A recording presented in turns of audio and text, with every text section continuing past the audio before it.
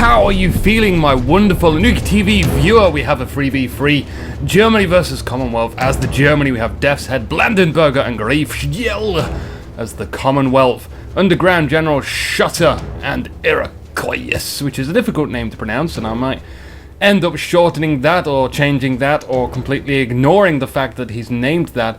But this is Grand Suburbs, again, one of my favourite maps, and I've been saying that a lot, I feel, lately. Purely because urban maps are the best maps in the world. It's as simple as that. You just get to see a load of destruction spawning on the left-hand side. Thompson, Nagan, and Mr. And on the right, we have Shutter, of course. Shutter with the ordinary rifleman squad, as for his two colleagues. They're coming out with assault squads, because it's urban. SMGs are going to prevail instead of rifles. It's all good stuff, but they don't come with a machine gunner. Which is the only drawback. And I've got the silhouettes turned on here. We can see all those wonderful enemy soldiers occupying the building, just running straight in there now. Not phased at all, but I am going to turn that off. Also, by the way, whilst we look at this cross-house combat, Irish is joining us today because he is part of the RW clan. He is recording from the enemy side, and you'll be able to see his videos on his YouTube channel. So I will give a link to that, hopefully, if I remember in time. Straight away, and if I don't, then I'll get it up there eventually when I eventually remember, of course. Eventualities aside, though, there's some fierce infantry combat. This very first engagement, we're going to see some reinforcements, hopefully, from both sides soon as they try and cap this zone. It's going up for the Commonwealth. You can see those SMGs being put to good use, because look at the engagement distance so far. And here's the enemy's reinforcements. Shutter bringing up a half-track straight to the right-hand side, because he is on that right-hand side, he has to defend it. And this is going to be pretty damn good against those early sandbags. There's Deathshead opposing Shutter's side today. Not going to do so well against the half-track. You can see the half-track's able to penetrate the sandbags. Now it's moving back, it's got rid of those guys. Looks like it might pull all the way to the centre of the map and try to assist there, or just maybe hide behind the church. That's good too, don't want to keep it out there too long, because a simple AT rifle will be enough to shut the engine down on that vehicle. Iracraken currently holding this side, and the assault squad leader with his rifle grenade blasts his shot against the wall and causes that guy to just collapse in the road. Here comes that half-track support now. Oh god, that was freaking awesome. This half-track now comes in, ripping apart. You can see there's no infantry around here. There could be something. There doesn't seem to be any infantry around this workshop area as well. Shutter just gets a clear running, doesn't get any sight over infantry. He drops one guy out though. Drops in straight into the bush. That was really awesome. Now he's going to get some good sight. So long as he hasn't been detected. And yeah, there we go. The machine gunner sees it, which is kind of a shame. That could have been just one of those freaking awesome gameplay moments where you just have this ingenious idea, you pull through it, and it works. Anyway, we can see double 222s on the field for the Germans now, and an AT rifle plugging that 222. I would highly recommend not hiding behind that bench or running towards the 222. Oh, no! That was a bad idea indeed. We can see the AT rifle needs to be picked up. There it is. There's the pickup. He needs to get the ammo as well. Take your time. There's no danger.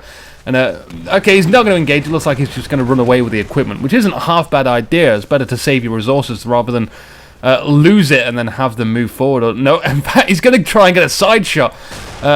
Taking the shot standing, though, I would highly recommend going prone or just crouching. You can see this guy isn't very proficient. Gets really lucky and loses his helmet. Unfortunately, though, not lucky enough. He loses his life. Daimler IC Mark 1 for Irabob at the moment. We also got a half-track moving around to the right-hand side and a light AT gun, so there's plenty of stuff to take out these 222s, bar that half-track, which could be in danger again. We can see Shutter having a little bit of trouble on his right-hand side, but we do have 4 points, or rather 4 zones, 2-4. So it's a very even match at the moment. This Daimler looks like it's having a little bit of driving issues, maybe perhaps because of the lag. I always hate that when you're in direct control and you've got that lag working against you and you're using fast vehicles and all of a sudden you make a turn and it turns way too much and you just end up crashing into walls and all kinds of stuff like that. Real pain in my side because I absolutely love light, fast vehicles which just charge around the heavy tank, blast it in the back with some APCR rounds. Shutter making sure that no one can sneak past as well, because we have to get back to this game. We can't be talking about how I play flamethrowers. Hell yeah, this is going to work in urban environments. flaming his side of the side of the Mamo. Double flamethrowers, in fact. Blandenburger and Greifswald possibly making a bit of a mistake. They probably wanted one flamethrower to the middle, but they both ended up buying it. But I think that was pretty cool. I'd love to see double flamethrower action. I hardly get to see that. I'm just thinking of the possibilities that you could do. It's, you know, if it's one unit in the game that kills a lot of infantry in a short space of time with a 222, doing a bit of a dance, making me cough. Daimler pops out and shoots that. But anyway, coming back to the flamethrowers, imagine what two flamethrowers could kill between them. Maybe even completely neutralize that zone. They would have so much flame coverage. But then again, I imagine they'll just end up killing themselves, because that's how flamethrowers work. They just end up inevitably bursting into their own flames and be like, ah, how did this happen when I was freaking looking down my own flame ruffle? Nozzle! No, nozzle's the word, not ruffle. Ah, stupid Anuki! I know the difference between them. I'm not sure if that's the technical term for that sort of flamethrower, you know, the... I can't even explain it, it's way too complicated for my little brain. Anyway, we've got some infantry combat continuing on in the centre with a 222 disabled. It makes a little bit of cover for the Germans to actually run down this road, and they're getting quite far by the looks of it, trying to get behind this wall, but the Daimler's there. There's the flamethrower action, blocked by the 222, working against them this time round. Daimler easily pops out, guns a few of those infantry down, needs to be a little bit on alert. There is that pack in the fog of war waiting to get a good shot. And you see the Daimler's actually trying to go for it. I would say this is way too risky. It doesn't need to take out the back, and now it's dead. Doesn't go up in a ball of flame, which is a disappointment, but, you know, that's the UK for you. A whole bundle of disappointment. Regardless, on this right-hand side, it looks like Deathshead has managed to make his reappearance behind the sandbags. Not going to be thwarted by a 50 cal. On a half-track this time round, hopefully, but there is a half-track here, and there is a lot of infantry moving on the right-hand side where there isn't sandbags present. Anzacs are really good for assaulting. This is going to be very painful for Deathshead unless he adjusts... I don't know, he needs some anti-infantry on this far right-hand side, or far left-hand side from his point of view. From Irish's point of view, I do hope he's capturing this. That 222 pops into vision, but that gets instantly taken out by God knows what. It looks like it was a Lord Likona. Bit of OCD that I have to say it like that, because it's so similar to Hadouken that I just feel like I have to say it in a similar manner to get across how effective that weapon is against infantry. It is basically a Hadouken to the face. Irrebubble is moving into the house. It looks like a lot of infantry died though, so Germany in control of this point so far, and they seem to be taking control of the houses almost. We've got a bit of grenade action in the windows. Those buildings are being fairly problematic for both sides at the moment. Maybe we'll see some more flamethrower action in the future, which will just sort of prevent infantry from constantly going into buildings, because there'll always be that threat. And one thing I don't think I've ever talked about at the moment is the psychological effect of players. Like, remember, it's not just about killing them constantly. You can have that sort of impression of mines. Mines are an excellent example. As we watch this half-track movement, mines aren't always about actually inflicting damage, but they can give you that sense of fact. Wow, a half-track survives a freaking Panzerfaust shot. A grenade as well. 80 SMG soldier just pops out of the wall, chucks a grenade, but hits his own freaking building. Causes the guy to get out of the half-track though. He's still alive, unconscious, but he gets up with no weapon, no way to defend himself. He's dead. Back to mines though, because I have a good story about mines. You'll get one player, he goes into your minefield, he hits your mines, he goes, oh god, there's mines there. But he doesn't know where those mines are, but now he's saying to himself, I can't really attack that area because there's mines there. But you may only have one mine there. He just was very unfortunate to hit that mine. Now he thinks that whole area is mined. Thus, the psychological implant in his head that he can no longer attack that area because of something he doesn't not know about. It's the same with flamethrower. Having a flamethrower around, keeping it around and alive, he'll make him go, oh, I can't really get into the building because there's a flamethrower about there. I'm just going to... It's too risky, I don't want to do it. And that's good stuff. If you can sort of have that psychological effect in your game, you are becoming a better player in a weird way. It's not always about APM. It's not always about the way, you know, you bring units to the field like, oh, at this minute I want to get Anzacs, or as soon as veteran sniper gets up I want to get that, or if I get this unit I can get this unit at the same time and they'll be really effective. let's not think about it. I want to compliment that driving skill right there. That was freaking awesome parking behind that building from the Matilda. Coming back to the action on the right-hand side, Shotter with yet again another half-track. Is this the third half-track I've seen now? That one was extremely effective. Completely annihilates all those infantry there. I think that was an entire squad. So, half-track costs just over 100. Assault squad costs just over 100.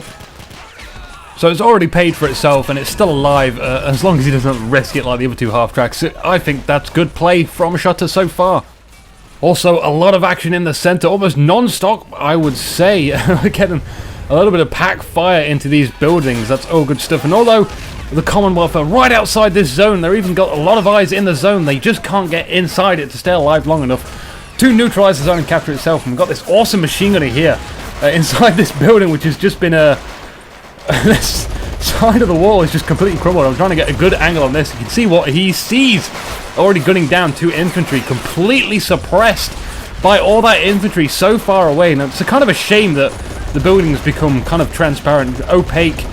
I'd like to not have that. Well, maybe a little tick option so I can just turn that off, because it would look a little bit more better if it wasn't like that. Anyway, still in control of that area. We had a Flak 38 on the left-hand side of the central zone by the looks of it, but it was easily taken out. Probably by the Matilda. Yet again, losing another half-track. It even tried to capture a pack.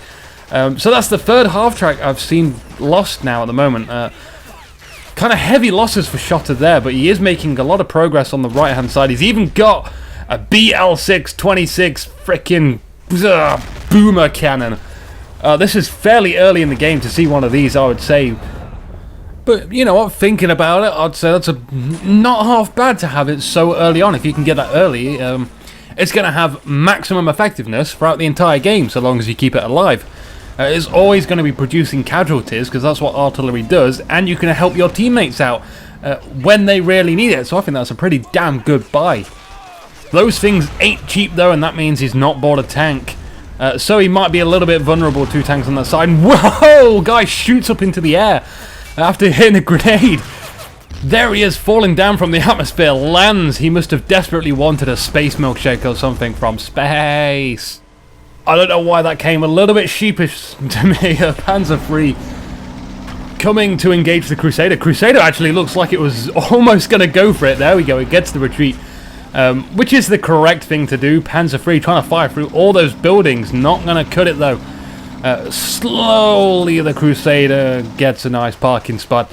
I would probably retreat that a little bit more further back. As Shotter continues his relentless assault on the right hand side. Very aggressive play here. Bringing up another half-track. Oh, I did not see that coming. The half-track which he's always freaking buying to destroy those sandbag lines. And even bringing those sandbag lines all the way back there. And you can see that half-track completely destroyed. They're so close to the spawn. Even that pack helped there.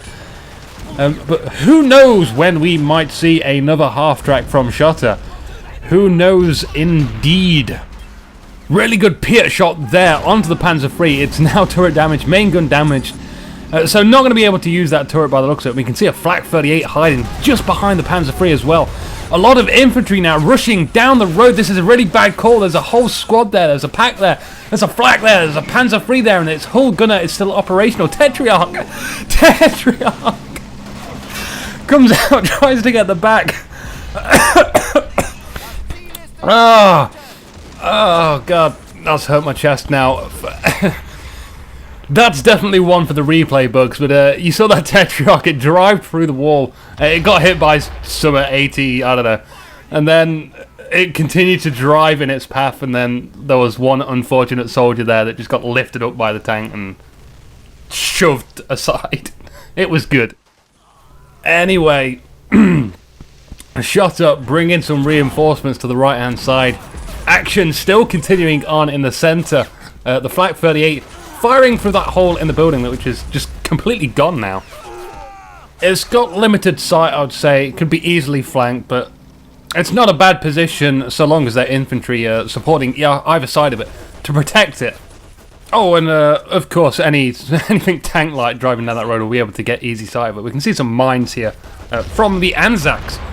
Anzacs do come with anti-tank mines equipped. So you may as well use them, get them out, place them elsewhere. Anywhere, rather. Otherwise, it's just a wasted resource, and I hate wasting stuff, don't you? Crusader tank now popping back into play. What's its target? We can see the Flak 38 is actually repositioning, which isn't a bad idea, considering it's being hunted right now, and I think Thompson Nagant has noticed it's moved somewhere, so he's just moving back now. Catches glimpse of Grey's infantry moving down this road, picks a few of them off. They're trying to run into this housing section here. Blandenburger with the paratroopers, the Luftwaffe. I love the Luftwaffe. Second favourite to the Volksturm. I don't exactly know what they're planning on that side. Maybe a little bit of a flank, because that's all good. But from that position, unless they go through those buildings, they can't exactly do much. Or maybe go into the windows, and then they're just going to be a really easy target with the Crusader tank. Here's that heavy artillery from the Commonwealth firing on that mortar section. Looks like it was successful. Flak 38 deterring shot his infantry that side of the map. He goes ahead and hides in a bush. It's blobtastic though. He has neutralized that zone. Somehow I missed that. It's pretty good that he did that. It does mean that the capture points are 4-4 with one neutralized zone again. They need to capture something though, and a lot of units being spawned here. Shot of a Churchill Crocodile, and oh no, he's going to take it to the right hand side. There's so many buildings around here, it could be really super effective, but I just get the feeling anytime someone gets a crocodile tank, it's short-lived. It fires a few flames, and that's just it. Tetriarch coming on the left-hand side needs to look out for the Panzerschreb, but as soon as it knocks down that wall, it opens up sight to one of the riflemen, and he manages to pick it off, and it's going for this Panzer III all the way. It also gets a mortar crew as well. It needs to get a good shot on the rear side. It crashes into a building. Oh, direct control fail. Come on, get closer. It's so risky now. It hits. Gets hit by a Panzerschreck right in its rear armor. The first shot was like, and then it was like, not gonna blow, not gonna blow, and then boom, big flame. That was freaking awesome as well. But at least it wasn't the Churchill Crocodile. I would have been severely disappointed if it was. Unfortunately for the Crocodile, Nebel's now landing. Nebel will need to be alert to the Commonwealth's artillery present, because that has a much greater range, and that'll be able to move forward and maybe pick off the Nebel. So might see, usually from these high level players, what they'll do is they'll get a vehicle and move around the artillery as soon as it fires, so that way you never really know where it's going to be, so you can't really counter artillery it so easily. You'll just be wasting your rounds trying to chase them around constantly. It looks as if the Commonwealth are maintaining control of this central position right now, and freaking itch. As we scroll through, that's so much better. Oh, coughing and itches today. There's that Churchill Crocodile being really forward, actually. I didn't expect it to be almost leading the assault. There is a Crusader tank a few meters in front of it, also helping out clear those sandbags. There's so many sandbags that have just been put up now. I suppose, in a way, it's good that Deathshead has done this. Is being forced into a very defensive game. A Shotter continues his assault. It looks like his Crusader tank's going to go even further into enemy lines. It seems to have cleared out all the infantry behind the sandbags. His infantry tries to run up and take the sandbags, making it very difficult for them to sort of come back and use their sandbags against Shotter. So now he has the enemy's advantage, the only advantage that Deathshead almost had. He really needs some help from his allies at the moment. This is cruel. Shotter bringing in yet another half-track, as well as militiamen to go claim those sandbags. But they need to get a move on. They're quite a way away. And I wonder how long they can hold on to that sandbag line with just a Crusader and a half-track. We have another Churchill Crocodile in the field, blasting away. Grey's Panzer III, and there it goes in one or two shots, but it only took one to destroy it. It took two to actually hit it. Oh, hello Nashorn and Pack 40. You're a welcome addition, Deathshead. Bringing out the heavy anti-tank weaponry to deal with this Churchill Crocodile. Already dealt with the Crusader tank. The half-track's looking pretty beat. It's still got a gunner on top. Crew injured. Still has a driver inside, and we can see the Nashorn now firing in the side armor. Churchill repositioning. It's not phased at all by the Nashorn's appearance. There goes the half-track. And the militiamen are here as well. They need to get scattered behind these sandbag lines. That will be really effective. It would just kind of halt the infantry from moving it up and recapturing that zone so fast. They're definitely going to recapture it at some point. But everything on this side of the map for the Germans at the moment is just such deep cranberry juice. Oh, we've got Nebelwerfer shots being fired on top of the Churchill, but that's not going to really do any good. Rockets are no good against tanks unless it gets a direct hit, in which case it would usually just injure the crew. Which we do see a crew injured for Blandenburg's Nashorn. Churchill standing strong. We've now got infantry approaching the sandbag lines. The Churchill tries to readjust its turret. No, it's going back from the Nashorn, which I think is a good choice at the moment. Let the militiamen need to get up and deal with the German infantry on the right hand side, just to the right, but it's currently the terrain is blocking their shots unless they move. And it doesn't seem like Schotter's paying much attention to the infantry at the moment. He's too busy direct controlling this Churchill by the looks of things. Retreating very slowly away. The Churchill is just so sluggish. Although he captured that zone. And in fact, no, he managed to take out the guy which almost decapped the zone. So the British hold on to it. This is just absolutely pure aggression we're seeing right here. Deathshead still got a Pack 40 firing into the side of the Churchill. And reinforcements. Another Crusader, another half-track. We've seen so many of these die already, and we're probably going to see more of these die. The half-track's charging towards that frickin' pack. It's getting nebbled, though. It just evasive maneuvers, turret damage, track damaged. 2 direct frickin' nebble hits. That's just unseen.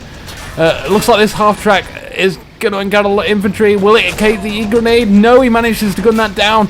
The pack isn't crewed. Is he going to steal it?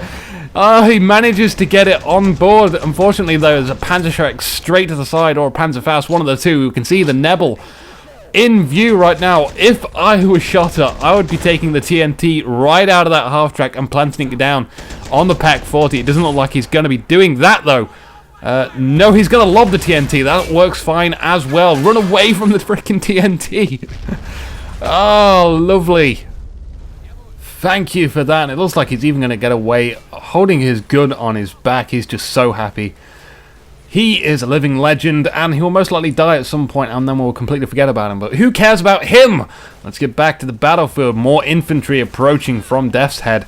Can't even make it to the sandbag lines. There's that Nashorn coming round from the left-hand side, being engaged by a Tetrarch straight into the side armor. So close, it didn't penetrate, though. It just injures the crew. Look how close this is. Oh, friendly fire from the artillery. Miscommunication from Era Baby and Thompson Nagant. Never mind, though. At least the frickin' Nashorn's down temporarily. And I get the feeling I'm being a little bit biased here, rooting for the Commonwealth's victory on this one. And I shouldn't do that. I should be impartial to who wins this battle. For that is the nature of casting games. But unfortunately, with this whole fog of war business, it almost feels like I'm in this game with them, even though I'm not playing at all. Crusader on the left. We can see a few more mines being placed down as well from the Anzacs. This workshop area hasn't seen much combat, but here there is Blandenburger defending this side, very lightly though, which is to kind of be expected at the moment since most of the combat has been happening in the central, so most of the players are prepared for central assaults. We've got a veteran Tiger on the field as well, making its way to either the left-hand point or the central point, or just randomly gonna rotate round. I'm not sure. I'm sure we'll see what Blandenburger's planning to do with that very shortly, though. Here's a Nebel strike, takes out 3 dudes. Pretty good shot. Seems overly unnecessary just to take out 3 guys. Maybe he thought there was more soldiers hanging around, or maybe there was going to be more poking their freaking noses up. But no, that's not true. That's not what happened. Looks like our veteran Tiger, though, met its match already with the Centurion on the field. Veteran Tiger burning up, smoking. It's completely destroyed, I believe. Not repairable at all. So, Centurion, hello. Iradoodle saving up a lot of pennies, but you got to admit it's worth its weight in gold taking out Veteran Tiger. That's a lot of hero points wasted for the enemy. Because it didn't really get to make an impression on the field. And Schotter continuing with a light vehicle spam on this right-hand side. Another freaking half-track. Here comes that Nebel. Unlike the heavier tanks, these light vehicles are prone Two exploding now. I'm no engineer expert, but I think that half-track is completely screwed. And unfortunately for this light freaking tank as well, it's just track damage, and it stopped here, of all places. Its shot is almost completely blocked by this Crusader tank. Two Crusader tanks' bodies here. Shotter is losing so much trying to take this point. I do hope it's going to pay off, though. And by pay off, I mean I do hope it's going to win the game. At the moment, they do hold 5 capture zones, 2-4, so that's good for them. They need to hold onto it, though. We've got another Tetriarch tank. We've seen loads of light vehicles for the Commonwealth at the moment. Not so many for the Germans, I feel. I feel the Germans have been very infantry-orientated. And Tetriarch eats a Panzerschreck to the side, and it just decides to go all freaking wonky and park itself in weird ways. The utter destruction seeing now, and here's a lot of that infantry from the Germans just getting catapulted completely. Explosions. There's too much to commentate on. The RW guys not making this easy for me. We're seeing pinging on the Nebelwerfer because apparently that's a threat. Destroy the Nebelwerfer, it hurts. Of course it's a threat. I'm sure he's pinging that for a specific reason. We're seeing more units being brought to the field, and Thompson and Nagant hanging back here with a Crusader tank. And here's what I was looking for, the artillery. Obviously I wasn't looking on the left hand side, I just wanted to browse around because I haven't seen there much before, but that artillery piece is moving up and they're firing on the Nebels. That's all good, exactly what I thought was going to happen. The Panzer G also got taken out very quickly. Deathshead really not having much luck on his side. He's just being bombed, his tanks are being killed, his infantry can barely freaking stand, but on the bright side he does have craters, and we've already got to look on the bright side. There's a boom again, another catastrophic explosion, and I love Pumas. Graveshell got the kill though with his Panzerschreck. That Puma was there to get the kill steal though, which wouldn't have been very nice from his teammate. This assault, I don't even know why I need to mention this. Of course the assault continues on the right hand side. We can see a Stiff 42 providing a little bit of support from all the way back there. It's like a little howitzer tank. Deathshead has almost captured his point again, which is good news for him because he's been under relentless attacks for a while. Still artillery bombing him as well, but for the most part Shotter's reign of control is almost at an end on that right hand point. The central location though is being captured by the Germans as well, which means the points would be 5. No, not the points, the capture zones would be 5. I've got to get this into my stupid brain of mine. We've got Nebels trying to get lucky and scratch Iridino's Centurion tank, which is just popped up right on the middle of the road, so exposed, but he doesn't even give a damn. The enemy pose no threat to them. Shotter continuing his assault, but Deathshead is almost back in control of his point here. He shouldn't have a problem dealing with all his infantry, but it seems like Shotter's tactic is just to neutralize that zone rather than capture it, which isn't a bad idea. That's perfectly acceptable in the game of Men of War. You neutralize zones much faster than you capture them, so if you just have that opportunity to neutralize the zone, go for it. Sneak around, maybe just push in a few suicidal infantry just to get in the zone and neutralize it. That's all good stuff. Speaking of good stuff, Plato has found some good use for that Churchill, even though it's dirty and rusty and completely broken. In fact, no, it can still be repaired. He's using it as cover from the enemy fire. There's still a little bit of fire on that right-hand side. Can't really get a good angle of that, but never mind. Nebel's landing in that area. It seems like the Still 32 is being okay, and there's the position of that Nebel. If only some artillery could fire on it. My mouse is being dodgy, and it looks like the Nebel actually did a pretty damn good job of getting rid of those infantry in that area. That zone goes back down to 0. But infantry from the Commonwealth will soon go in that zone and begin to capture it once again. Thompson moving into this workshop area, trying to apply light pressure and relieve some of the forces moving into the center for the Germans. We can see those machine gunners, double machine gunners, one behind a sandbag, one behind some sort of box of power generating physics. But that's pretty much locked down this area. Anything biological advancing is just going to go down. They need someone like a sniper or maybe a quirky HE shot to the face to disable those machine gunners and move up into that zone. In the central zone though, German infantry are using that dirty, rusty Churchill frickin' tank to their advantage. We also have a Crusader tank which has been repaired. Mysterious Crusader tank. I don't know what kind of damage you suffered in your previous life, but now it's time to show the enemy how to actually take care of this tank. And maybe not get it killed and throw it into the frickin' Centurion tank, which would be a huge problem. And there it is. Who cares if a building's in a way? Who cares if 2 buildings in a way? I'm a Centurion, and that isn't going to stop me at all. Over in the background, we saw Thompson lose a lot of infantry from a Nebel shot. That's probably going to be bad for him capturing that zone. Something's appeared down the road. It's a Nashorn trying to take on the Centurion. It gets taken out by the Centurion, though, unfortunately. And oh, holy no, if I go down there, oh dear. I didn't actually see the rounds of that, but I think what just happened is they both just fired simultaneously and shot each other. I'm going to have to go back on the replay on that one, but I think that's what happened.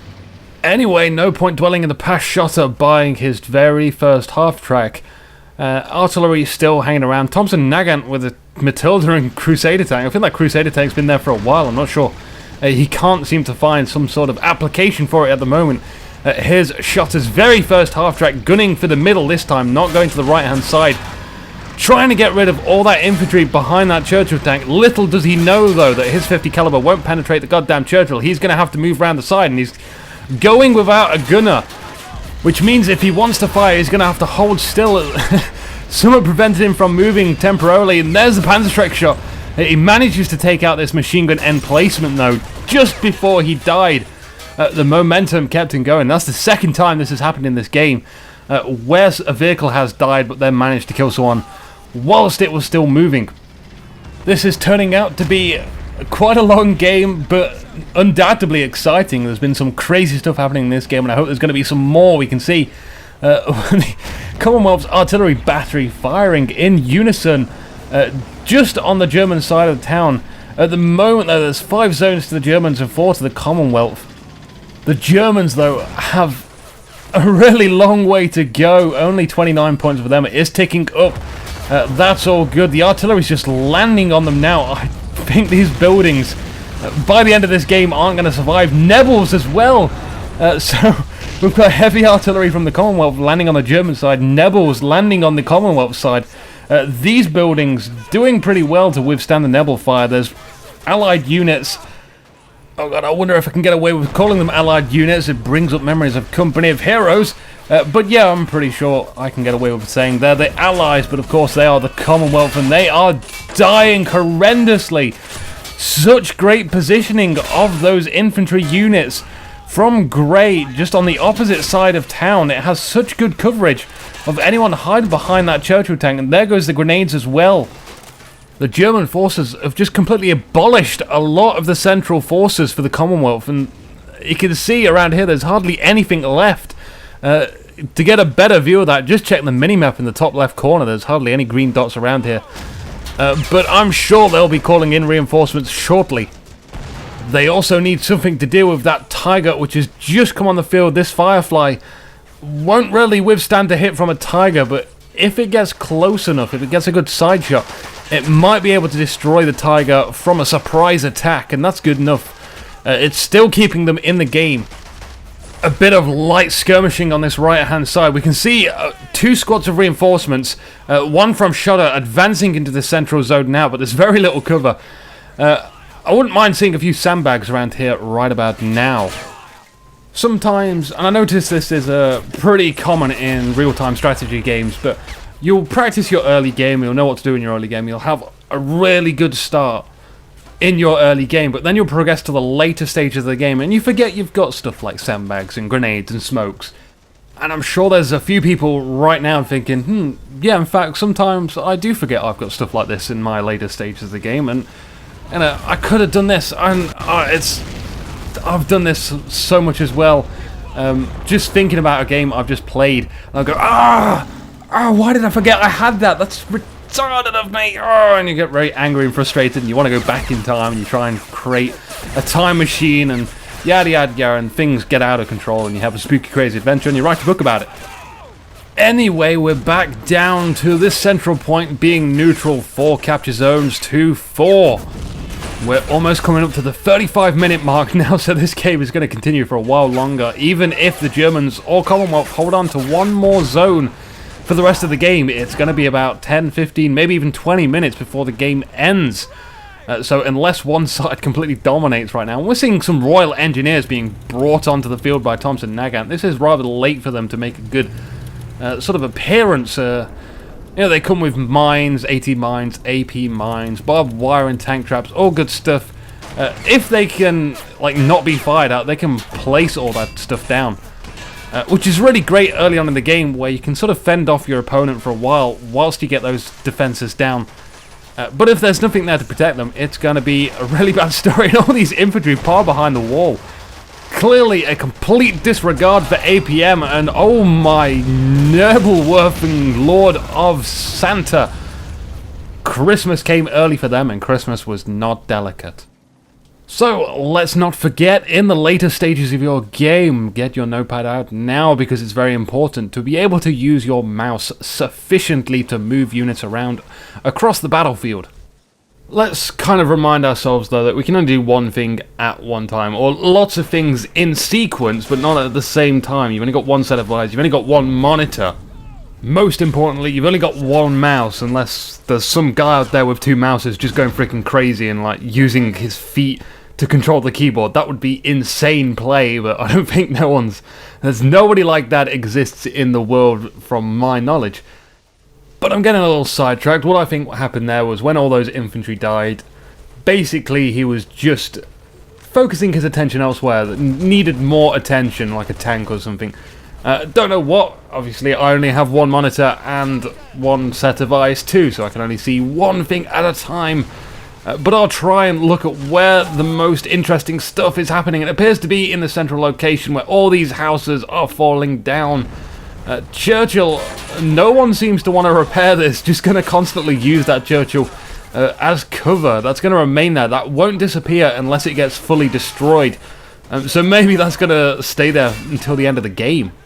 We'll just have to wait and find out. Blandenburger bringing in an assault squad to the central. We've also got some Volkssturm on the right-hand side going straight down that middle road to charge in to the zone. I don't think the Commonwealth are going to hold that point, and as soon as I say that, it starts to become neutralized. The Germans doing a really good job at staying in this game, and we've got a little bit of friendly grenade fire by the looks of it. But never mind, Volkssturm, plenty more where they came from. They are dirt cheap, only 60 manpower to bring into the field, and usually when you get to the late game, you can see the lowest tier unit being used more frequently, and you try and support it with AT infantry and very cheap stuff which can sort of deter vehicles, but they become your main bulk. So, you know, I expect to see more really cheap units onto the field. We can see we're going to light AT gun bring board of the field. Thompson Nagant with a few stupid infantry about, but this is looking good. Thompson Nagant placing down some mines with his Royal Engineers. Now the problem usually with these AT mines is not the fact that they don't do anything, it's more of a problem of where you position them. Vehicles don't often come to the centre of the map, and oh, screw that, Space adventures, blasting away into the sky. Ah, dude, I live for moments like that, and chaos has erupted on the field. We've got a lot of artillery firing onto this central location, just on the German side. Thompson Nagant moving in a Crusader AA tank to clear out the rest of the infantry. We also have a machine gunner from Schotter moving up to try and get a good view of any approaching German infantry, and they can gun them down so easily in the open field. Only a few buildings remain. A lot of infantry also move into that zone to try and neutralize it. It looks like they're gonna get it. There's a lot of German fire though. So much it wiped out over half of that squad so easily. Hopefully the Crusader tank... no, Crusader tank gets taken out by a Panzerschreck. Just laying in wait behind that building. So good to have that just waiting around. You never know when it might be useful. The machine gun emplacement from Schotter has lost its sandbags and he's moving that bad. That's pretty good play. You may as well, if those guys die, you may as well have that machine gun in your own territory so you can recrew it easily. Maybe even place some ordinary sandbags down in front of it. There is Irreduce bringing up some assault infantry, and there's those mines. We're not seeing any more mines being placed down. Oh, Deathshead managed to get another Crusader tank repaired. More importantly though, there's a tiger on the field for the Germans. This is going to be kind of a thorn in the Commonwealth side right now. Not really anything that can deal with a tiger, apart from tons of infantry, but no matter how much infantry you throw at that tiger, it's not going to go down unless you get some sneaky AT infantry, which I somehow kind of doubt will happen. We can see Nebels firing straight onto this location, preventing that infantry from moving up. But not for too long. That Nebel shot may have deterred the infantry for about 10 seconds, but they're going to move back in there. Also, it ideally wanted to get rid of that machine gun. We can see artillery back here, trying to plug away at one of the tigers. We have 2 tigers now! 2 tigers on the field and barely any heavy freaking tanks for the Commonwealth. This is a big problem now. Tigers, okay, they're big, chunky and kind of slow, but they're not too bad at urban combat. I recently looked up on the internet about tiger tanks because they're one of my favourite units. I have a lot of favourite stuff in this game. But apparently a tiger tank easily took out 4 or 5 Shermans, and what the Shermans had to do was move around to its weaker armour to be able to get that penetrative shot and explode all the stuff inside of it, killing the tiger. But in urban combat, you don't really have that manoeuvrability. It's very confined. You can see this road straight down the middle, and a few places where tanks can pop out, but that's why we usually see just an AT gun or a flak straight down the middle of the road, preventing tanks from just popping out. Of course, static emplacements are susceptible to artillery fire, which is what we're seeing right before us. And we've got a squad here by Iraslon. He's waiting for the perfect time to strike like a dolphin. Shutter also bringing up his own infantry squad. Again, just a complete lack of infantry in the center of the map for the Commonwealth at the moment. They're just completely, entirely getting wiped out before they can capture that zone. The artillery fire is probably what's doing most damage. The artillery from the Germans, that is. We really need the Commonwealth's artillery to home in on those Nebels and destroy them, allowing that infantry to get into the zone. Other problems, though, included 222 and a machine gunner. Just a little off-center of the road, we can see the infantry now from the Commonwealth crawling in, keeping their heads down, which isn't a bad idea, because sprinting straight in there is getting them killed. And we can see a lot of infantry casualties already before they even make it into the zone. 222 now coming out. Just little miscommunication there from the Germans, but fortunately for the 222, it crashes into the building, preventing it from moving forward into the artillery fire. Its own artillery, the Nebel, could have killed that 222 fairly easily. The British losing their control over the middle. We can see some more Volksturm. Cheap Volksturm trying to get to that Churchill tank. 222 piecing out, just chilling. No, it could do something. We can see some artillery also landing. Not sure what's going on in those players' heads at the moment. I can't see any other distractions on the field. Deathshead with that 222. Surely he couldn't have been distracted elsewhere on the battlefield. There's only one battle going on at the moment, and that's in the center of the map. Although in the patch we're going to be seeing tracers on the map, which is going to be cool. I'll be able to see where the action's happening. I hope that's a pretty cool feature. Thompson with a Firefly, that could potentially take out a Tiger tank if it gets a good flank shot. That's going to be a huge problem though. It can't really gain any sort of close distance to it. They don't have that workshop arrow, which means he can't move up. So there's a big problem there. We need to see the Tiger. Of course we need to see the Tiger, of course. That's a pretty damn good idea, Commander Shutter. His 2 slaves, Thompson and Irababe, yes, master, have to do exactly as he says. And we've got a Matilda just sitting back here, not done anything for a very long time. Shutter bringing in the Hadoken pain as more artillery goes off in the center. Strangely though, the assault machine people of the world behind the tank for the Germans are alive and they have captured the zone, which means finally the game continues to progress to someone actually winning this freaking game, because it's going on for so long. We're almost at the 45-minute mark, which is roughly about the lifespan of my lungs, and it's getting desperate now as we bring in some trucks. Trucks notorious for their ability to take out everything in the world. Never underestimate a good truck. It also offers a bit of cover, which I hardly see used. You know, just drive it in there, drive it to the side, and you've got a little bit of improvised cover. And also never forget smokes. We're seeing some smokes now. We haven't seen them in quite some time, I'd say. It looks like they're being put up from the Germans, or maybe they're even the smoke rounds from the artillery. You can see on this right-hand side, though, still nothing going on with those Royal Engineers. I think they've been long forgotten. Just tell them to get some freaking tank traps up. Give them a long, huge list of stuff to do and forget about them. They'll work themselves to death or die. At least they're not just standing there doing nothing. We can see another AT gun. Maybe going to see this one fly into space. No, not space for this one. Just ordinary death and destruction. But we do have artillery. Going to lay waste to these buildings. Let's look at that. I'm not entirely sure why artillery must land here. I can't see any high priority targets. Those buildings completely decimated to the ground. Someone clearly had some pent-up rage. They just needed to dish out somewhere. I can't find any targets here. Screw that building. That building's there. I want it gone. Of course, everyone here is angry, and that's why they're just dishing it out today in all-out war. This artillery doing pretty well back here. It's had no worries from fast vehicles or anything like that, unlike this restaurant, which is going to have to worry about its customers. It's missing a wall and, most importantly, tables and chairs. I would very much like to sit down and have a drink.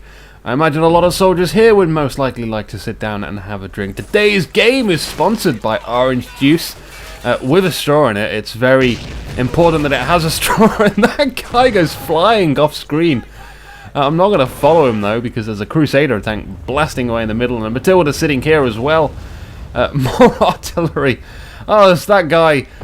That guy that flew all the way back there just didn't have a horrible day as it is. He gets artillery and he's just buried in that house. Coming back to that Matilda though, it's just CP sitting there. It's been there for so long right now, not doing anything. I guess Thompson is kind of I can't move it forward. It's going to get killed by tigers. I can't if I keep it here, it's just wasting CP. What do I do with it? We've got a lot of infantry now moving into the centre. Of course, again, we always have infantry moving to the centre. It's pretty damn good. We always see infantry moving into the centre.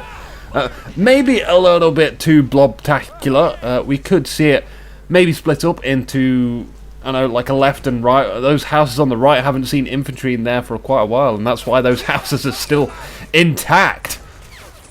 I wonder where the point is, where you go, okay, I've charged into the middle with my infantry squad, that didn't work. Okay, I'll try it again, but I'll do it better. And then you do that, and then it doesn't work. And oh god, why didn't that work? Okay, I'll try it again, but I'll do it better. At what point do we start to think, okay, maybe this isn't the right approach, maybe we need to move in a different direction, come from a different angle. We've got double machine guns just magically appearing almost out of nowhere on that point. Unfortunately though, that Churchill Crocodile tank is still there, still completely broken. Nonetheless, still acting as cover.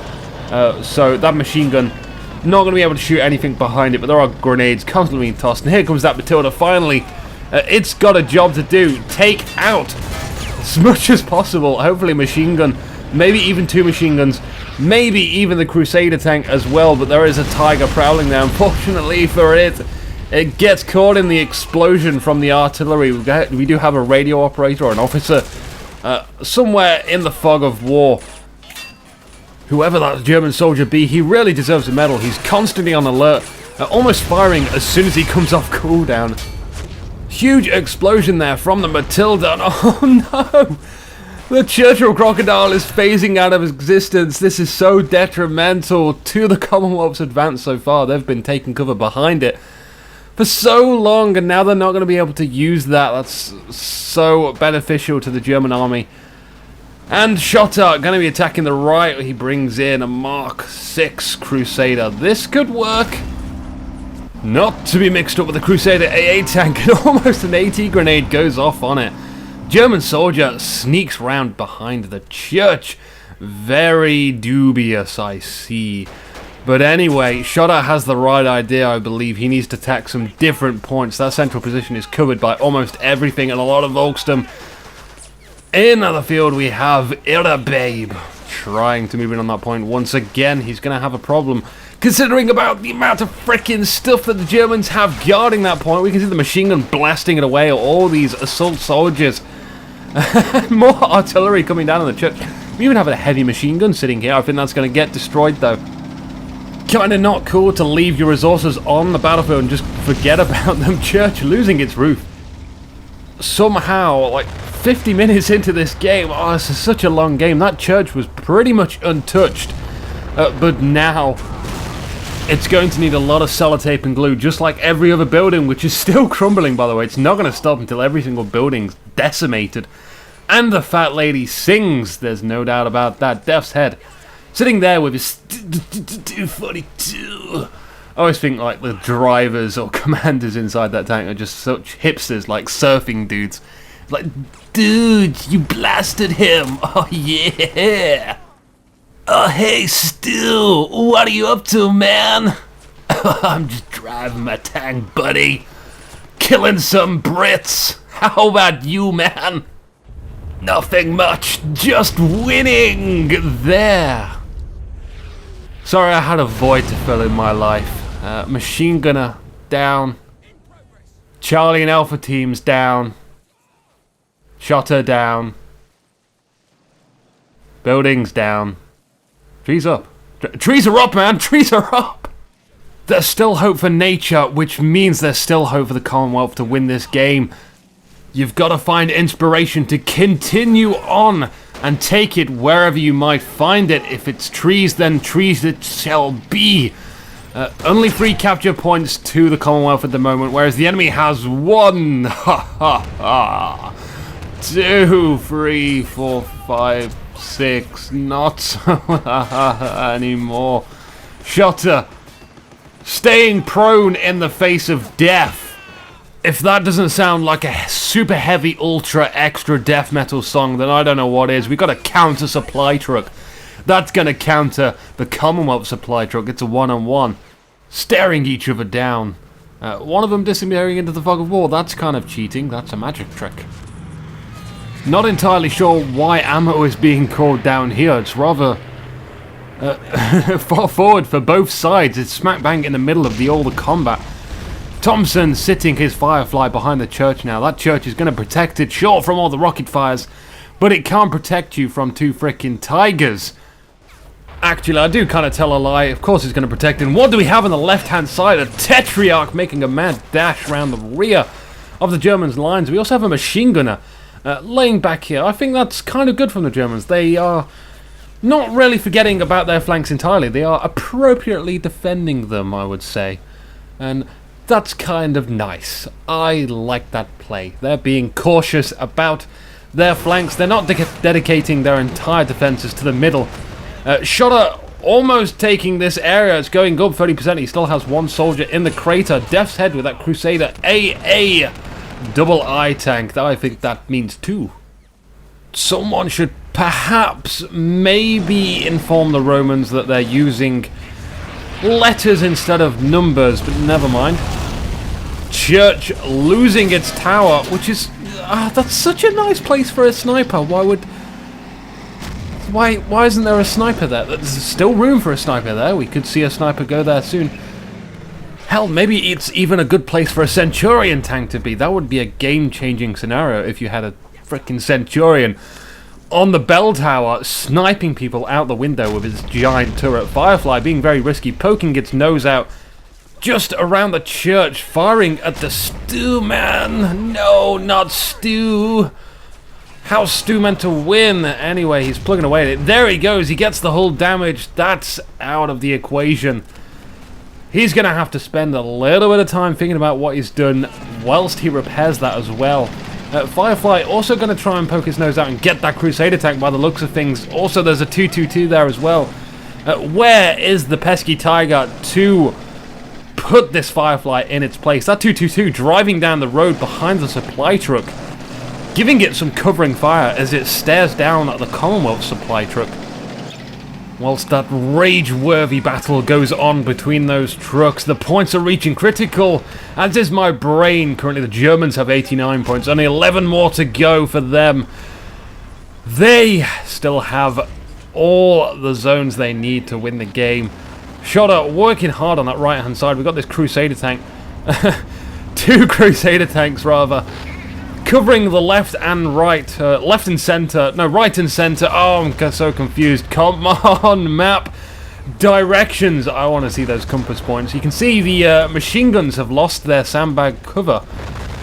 That's pretty good. Artillery also landing down. The artillery hasn't really made much of an impact in the later stages of this game, but then again, I've not actively been seeking where this artillery has been landing. I usually just see it as I'm looking randomly around the map, and it's often, you know, not on a big blob of targets, or it's been on the Tiger tanks. I don't know if it's taken the Tiger tanks out. I've not seen them in such a long time. I'm actually feeling very worried. Maybe I've seen them being destroyed, completely forgot. Oh, who was that here? He looked like he had a really big machine gun. Maybe it was a machine gun emplacement next to those barrels. I can't remember if these barrels explode or not. Some objects in the environment do actually explode. And I can remember on the village, there's a little factory area, and that has some explosive containers. Don't stand near that ever, or near the wall. That has such a huge boom. 96 points though now for the Germans. We're reaching super hyper critical moments here. 97. I think this is pretty much game. 3 zones to the Commonwealth. It's over. Firefly is going to make one last dash to try and take out the freaking Crusader tank, which has been captured. Fires its payload, gets a hull pierced. Not hitting those critical weak points. Secondly, again, still not hitting the critical points where it will make it explode. 222 poking his head just through the gap in the buildings. And there we have it, 99 points. It's over. A lot of infantry moving in to try and neutralize that zone, but we need a second point neutralized if they were to win. And the scores are mental. That was a lovely doubly game. Thank you for that. There was no lollygagging there. Congratulations, Death, Blandon, and Grey. You're the ones which take home the championship trophy today. Anyway, I'm going to leave it to Anuki from the future to put some music over the top and some highlights, and we'll watch them. From me, though, it's good night. I'm Anuki, Anuki TV, yada yada yada. Doo-doo-doo.